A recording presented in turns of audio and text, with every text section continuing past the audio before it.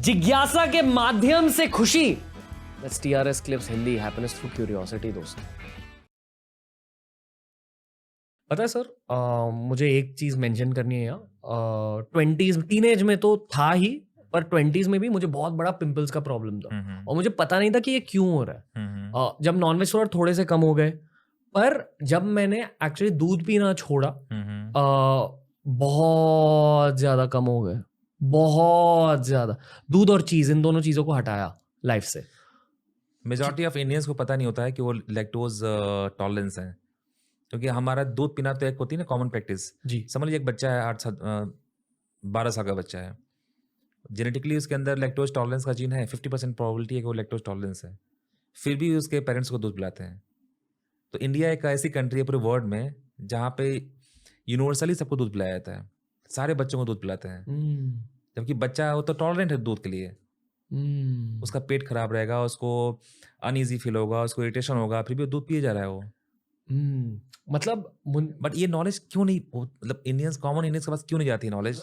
It's a very surprising for me. क्योंकि TRS तभी नहीं था ना। हाँ नहीं, पर बट पूरे मतलब इवन नेपालियों को पता है, भूटानियों को पता है, तिब्बत में पता है लोगों को ये बात, इंडियंस को क्यों नहीं पता है बात? कि हर बच्चे को दूध नहीं पिलाना नहीं चाहिए। सूट करना नहीं करता है जेनेटिकली, हम वो है ना म्यूटेंट जो होगा वो वही दूध को पचा सकता है। आई थिंक आर्ग्यूमेंट ये है फिर कि बच्चे को कैल्शियम कहाँ से मिलेगा और बच्चा तगड़ा कहाँ से होगा। कैल्शियम खाने में मिलेगा, कैल्शियम तो बहुत ऑर्डिनरी एलिमेंट होता है, वो तो हर जगह मिल जाएगा आपको, कर्ड में मिलेगा आपको, आप दही दही खिला दीजिए अगर दूध से प्रॉब्लम हो रही है तो। जी।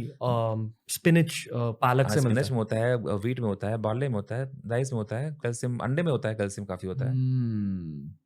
बड़ी बड़ी कंपनीज को हानि हाँ, पहुंच सकती है अब अगर। बहुत सारे लोग ऐसे होते हैं पेट की प्रॉब्लम होती है, पूरी लाइफ लॉन्ग वो स्ट्रगल करते हैं, 2 to 3% लोग पेट में अनईजी फील होता है, कई बार जाते हैं लोग के लिए, उनके अंदर होती है एलर्जी, ग्लूटेन जो व्हीट का होता है प्रोटीन, उसके लिए एलर्जी होती है, और उनको पता ही नहीं होता है, पूरी जिंदगी गुजार देते हैं वो लोग। तो खुद का एक बॉडी चेकअप करना चाहिए। हाँ, सबको करना चाहिए।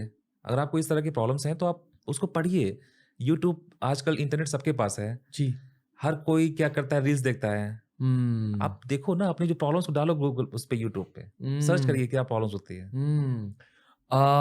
कभी कभी लैक्टोज इंटॉलरेंस टाइम के साथ भी बन सकता है, मतलब आप 25 साल के। जेनेटिकली तो होता है, बट कभी कभी क्या होता है एपिजेनेटिक, मतलब डीएनए में कोई दोष नहीं है, कोई प्रॉब्लम नहीं है, बट आपका इन्वायरमेंट ड्रिवन चेंजेस होते हैं डीएनए के अंदर। मतलब पोल्यूशन की वजह से। हाँ, कुछ भी होता है इन्वायरमेंट, आप एक जगह से जा रहे हो दूसरी जगह, आपका जो गट का जो फ्लोरा चेंज हो जाएगा। क्योंकि जो पानी आप पी रहे हो उसमें भी पानी बैक्टीरिया है, होता आपका जो लेट लॉन्ग अलग हो गया, एल्टीट्यूड अलग हो गया, है। आहा। आप कहीं गए, आपको बड़ा अच्छा लगा, पीसफुल इन्वायरमेंट है, आपका पूरा का पूरा गट माइक्रोबायोटा चेंज। आहा। इसलिए मुझे गोवा शिफ्ट करना है लाइफ में, हाँ, मैं भी प्लान कर रहा हूँ, मैं भी गोवा से ही आ रहा हूँ।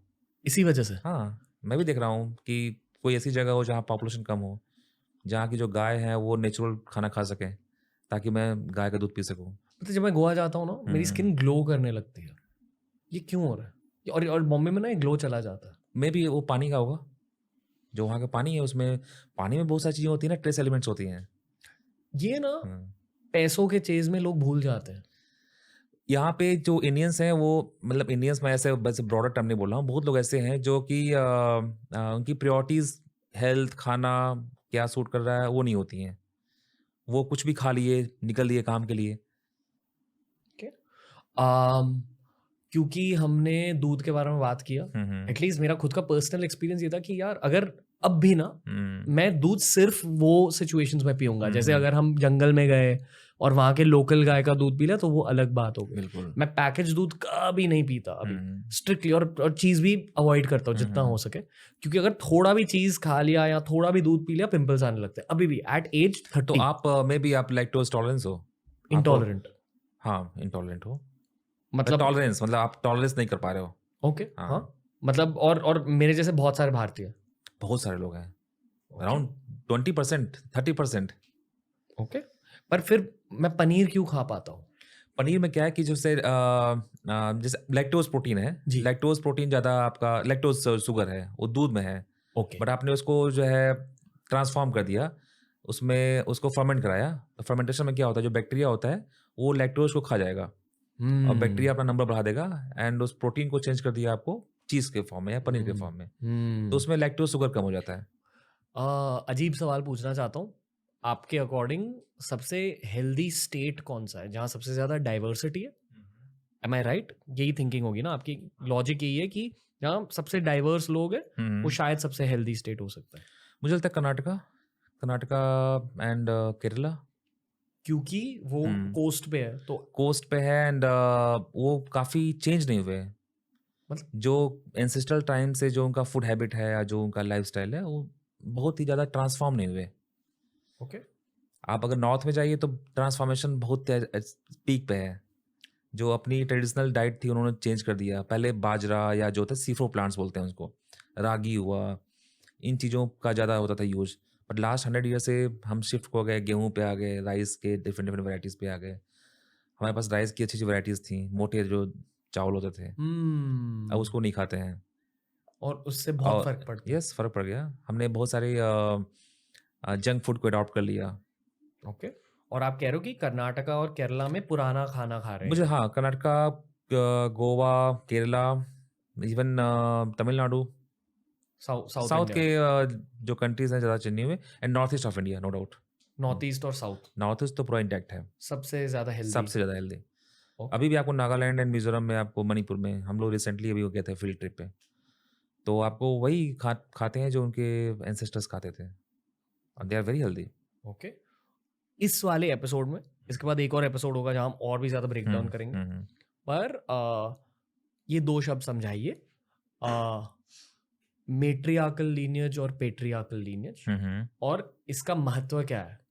ये भी गोत्र से रिलेटेड होते हैं मेरे ख्याल से। इसका गोत्र से कोई रिलेशन नहीं है। दोनों में है कि एक लड़की शादी करने के बाद दूसरे घर जाएगी मेल के पास, और पैट्रियार्कल में जो है, मैट्रियार्कल में क्या है कि मेल जो है फीमेल के घर पे आएगा। नहीं, मैं जेनेटिक वो पूछ रहा हूँ। आई थिंक ये मैंने चावड़ा सर से सीखा था। अच्छा, जेनेटिक उसका सिग्निफिकेंस, मतलब लॉजिक कुछ ऐसा है कि हर मर्द के अंदर एक उनके जीन का एक ऐसा एक पार्ट होता है जो उनके पापा के अंदर भी है। अच्छा, ओके, ठीक है, मैं समझ गया। हाँ, वो शब्द क्या है? यस, उसको बोलते हैं कि माइटोकॉन्ड्रियल। जी। हाँ, मैट्रिलिनियल, सॉरी, मैट्रियार्कल नहीं, मैट्रिलिनियल। और हर औरत के अंदर एक ऐसी जीन है जो उनके मम्मी के भी अंदर थी, उनके नानी के भी अंदर थी, और अगर वो एक लाइन ड्रॉ करे हर फीमेल एंसेस्टर तक, तो वो सेम लाइन है। यस, जैसे मैंने बताया पारसी की कहानी, पारसी में काफी कम फीमेल्स आई थी। तो हर एक इंसान के अंदर जो होता है माइटोकॉन्ड्रियल डीएनए, जिससे कि हम ऑक्सीजन को मेटाबोलाइज करते हैं, ऑक्सीजन को यूज करते हैं। मतलब आप अगर अपनी बॉडी को ब्रेक डाउन करोगे, हाँ, आपकी बॉडी सेल्स से बनाई गई है। ठीक है। सेल्स के अंदर न्यूक्लियस होता है, हाँ, जो आपके सेल का एक दिमाग की तरह, दिमाग और दिल एक ही जगह पे, और एक माइटोकॉन्ड्रिया होता है। Mitochondria is the power house of the cell, ये सिखाया जाता है। माइटोकॉन्ड्रिया का रोल है एनर्जी। ठीक है, अब आप बताइए सर। तो वो माइटोकॉन्ड्रियल डीएनए आता है मदर से। मदर के जितने बच्चे होंगे उनके अंदर जो माइटोकॉन्ड्रिया होगा वो मदर से ही आएगा, उसमें फादर का कोई कंट्रीब्यूशन नहीं होता है। क्या इसका मतलब ये है कि आपके मम्मी के जो एनर्जी लेवल्स है, अगर आपकी मम्मी बहुत ज्यादा एक्टिव है तो आप भी बहुत ज्यादा एक्टिव बन जाओगे? यस, अच्छा माइटोकॉन्ड्रिया तो हम भी बनेंगे एक्टिव। अगर आपकी मम्मी आलसी है तो आप भी आलसी बनोगे? ऐसा कुछ तो जेनेटिकली प्रूवन नहीं है, बट अगर माइटोकॉन्ड्रिया सही है मेरे मदर का, उसमें कोई म्यूटेशन नहीं है, तो हमारा हेल्दी माइटोकॉन्ड्रिया होगा। और हर सेल में हजारों माइटोकॉन्ड्रिया होते हैं। ओके, तो ऐसे देखा जाए तो पूरे बॉडी में माइटोकॉन्ड्रिया का सबसे ज़्यादा जरूरत होती है, क्योंकि वो पावर हाउस है। ठीक है, बट जो वाई क्रोमोसोम है वो मेल में ही आएगा सिर्फ, और फ्रॉम द फादर साइड। मतलब आपका माइटोकॉन्ड्रिया आपको मिला है मम्मी की वजह से, यस, और वाई क्रोमोसोम मिला है मेरे फादर की वजह से। वाई क्रोमोसोम की खासियत क्या है? वाई क्रोमोसोम ऐसा होता है कि जिसमें कि से रिकॉम्बिनेशन होता है ना, जैसे आप जब बच्चे बनते हैं तो आधे क्रोमोसोम आते हैं मदर से, आधे आते हैं फादर से जी।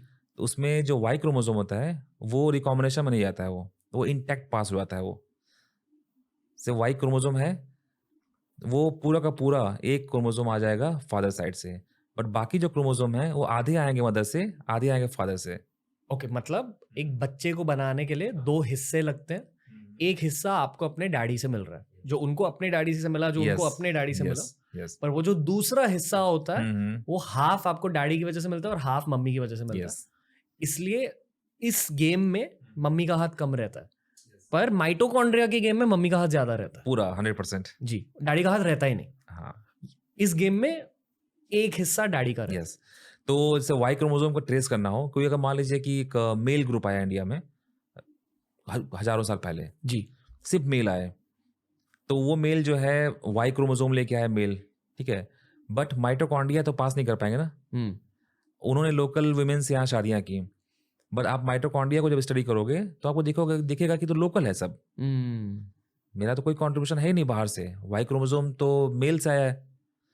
तो इसीलिए हम लोग वाई क्रोमोसोम को भी स्टडी करते हैं एट द सेम टाइम, ये देखने के लिए कि सेक्स बेस्ड माइग्रेशन, कितने मेल आए कितने फीमेल है। Okay okay. तो उसका इंपॉर्टेंस वहाँ होता है जानने के लिए कि मेल ने अटैक, मान लीजिए आर्यन कौन रहे होंगे, मेल तो रहे होंगे। ऐसा बोला गया था कि जब आर्यन ने इन्वेड किया तो वो मोस्टली मेल थे, घोड़े पे आए, तलवार लेकर के आए, और अपना सुपीरियरिटी की वजह से इन्होंने अटैक करके उन्होंने ऑक्यूपाई करा लिया। जी, और वो अपने साथ एक खास तरह का वाई क्रोमोसोम लेके आए जिसको बोलते हैं R1A1, बहुत सुपीरियर क्लास का R1A1, पूरे यूरोप में होता है वो मेल में। जी, और वो उस समय लेके आए 4000 साल पहले। कुछ पब्लिकेशंस हुए 2002 में, 2000 में कुछ बुक्स लिखे गए, काफ़ी हाई प्रोफाइल बुक्स इंडिया में, उन लिमिटेड डेटा के ऊपर लिखा गया, जिसमें कि ये देखा गया कि R1A1 जीन जो है मोस्टली नॉर्थ इंडियंस में है, साउथ में नहीं है। और वो R1A1 जीन यूरोपियंस लेके आए इंडिया में।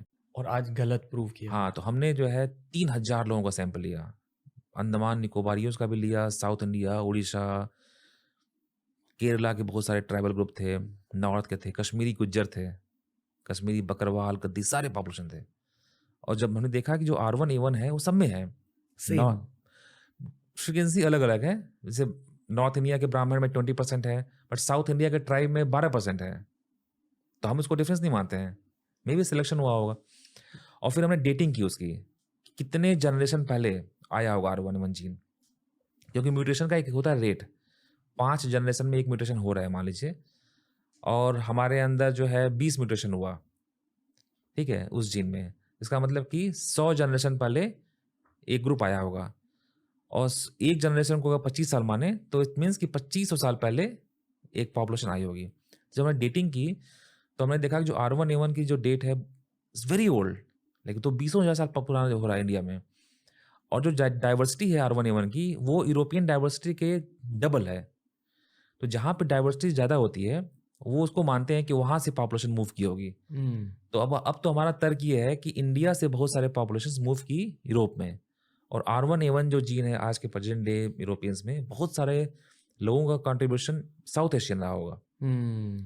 But it's a very big statement, और हमारे पास डेटा है एंड प्रूफ भी है, और उसको हम लोग पब्लिश करने वाले हैं, बहुत जल्दी पब्लिश होगा ये फाइंडिंग। क्योंकि दुनिया ये मानती है कि हिस्ट्री वहां से शुरू हुई और यहाँ आई, पर आप साइंस के माध्यम से ये प्रूव कर रहे हो नहीं भाई, आपके पूर्वज और हमारे पूर्वज सेम थे, भारत में थे, बिल्कुल, और यहाँ से निकल के यूरोप गए। हाँ, बहुत सारे पॉपुलेशन गए यहाँ से। और यूरोपियंस को, मैं जब जाता हूँ यूरोप में, अमेरिका में, तो वहाँ के लोगों को कोई दिक्कत होती ही नहीं है। अगर डेटा है तो वो एक्सेप्ट करते हैं तुरंत, डेफिनेटली ओके मेरे एंसेस्टर साउथ एशियन थे। मतलब विराट कोहली और जिमी एंडरसन के एक पूर्वज रहे होंगे जो कॉमन थे, मे बी सबके एंसेस्टर्स कॉमन है उसको, बट हमारे जो हम जो बात करते हैं the most recent common ancestors, अगर आप देखोगे 1 लाख साल पहले तो सारे के सारे एंसेस्टर्स कॉमन थे अफ्रीका में।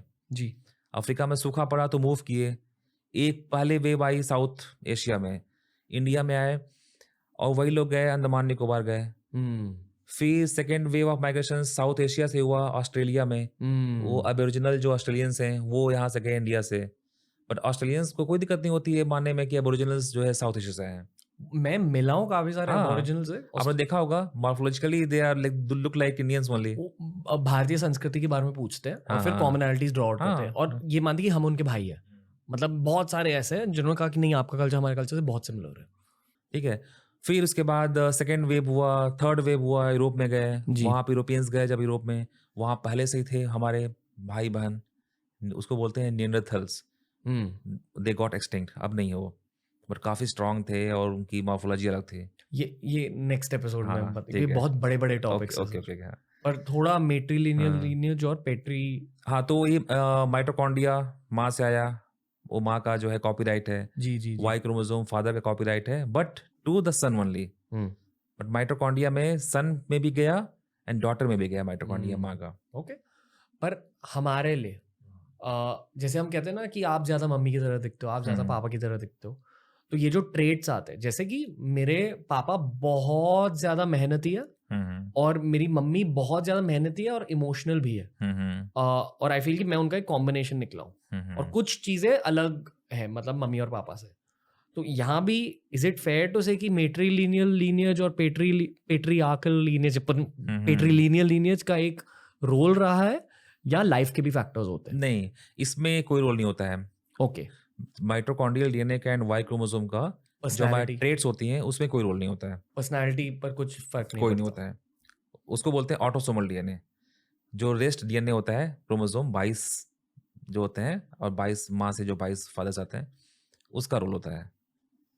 ओके, और वो I please correct me if I am wrong, जब एक वो एम्ब्रियो फॉर्म हो रहा होता है, मतलब अगर एक औरत और एक मर्द ने सेक्स किया तो एक एम्ब्रियो फॉर्म होता है, और उस एम्ब्रियो के फॉर्मेशन में बहुत अलग अलग चीजें, रैंडम चीजें होती है जो आपके कंट्रोल के बाहर है, उनके भी कंट्रोल के बाहर है। इसलिए अगर आप दो भाइयों को देखोगे या दो बहनों को देखोगे, एक ही घर में रहकर उनकी पर्सनालिटीज एकदम अलग है, बिल्कुल। उनके कभी कभी चेहरे भी एकदम अलग हो जाते हैं, बिल्कुल। और ये भगवान के ऊपर बेसिकली डिपेंडेंट है ये आपके। तो वो इसलिए होता है क्योंकि जो आधा जो आया डीएनए वो रैंडम डीएनए है। आधा जो माँ से आया रैंडम है, जो आधा फादर से आया वो भी रैंडम है। बट जो दूसरा बच्चा होगा वो आधा हो सकता है कि माँ वाला ना हो, वो आधा जो हमारे सिबलिंग में है जो माँ से आया है वो हो सकता है मुझे मेरे फादर से वो आधा आ गया हो। जी जी जी।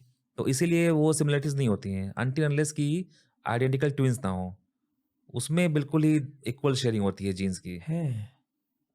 बट जब बच्चे ग्रो करते हैं या जब ट्विंस भी ग्रो करते हैं, उसके बाद भी बहुत सारे होते हैं एपिजेनेटिक मॉडिफिकेशन। अगर एक ट्विन चला गया यूरोप में, एक रह गया इंडिया में, तो जो इन्वायरमेंटल प्रेशर होगा और जो एपिजेनेटिक मॉडिफिकेशन, उसकी वजह से हमारे अंदर बहुत सारे बदलाव आएंगे, जो दोनों भाइयों और दोनं भाई या बहनों में अलग अलग होगा। पर अगर आपने एक भाई को पेट में मारा तो दूसरे भाई को ऐसे पेट में नहीं। जुड़वा। देखिए, साइंस में हमेशा स्कोप रखना चाहिए। हो सकता है कि इसका कुछ लॉजिक हो। साइंटिस्ट होने का ये मतलब नहीं होता है कि हम इस बात को बिल्कुल डिनाई कर दें। मे भी ऐसा होता है कि दूसरे भाई को भी दर्द हो, स्कोप छोड़ दीजिए ना आप। आपको क्यों बोलना कि नहीं मैं साइंटिस्ट हूं तो मैं इस बात को नहीं मानूंगा। दोस्तों, टीआरएस क्लिप्स हिंदी को अगर सपोर्ट करना है तो ऐसे वीडियोस दोस्तों के साथ शेयर कीजिए, सब्सक्राइब कीजिए चैनल को। टीआरएस हिंदी बहुत जल्द।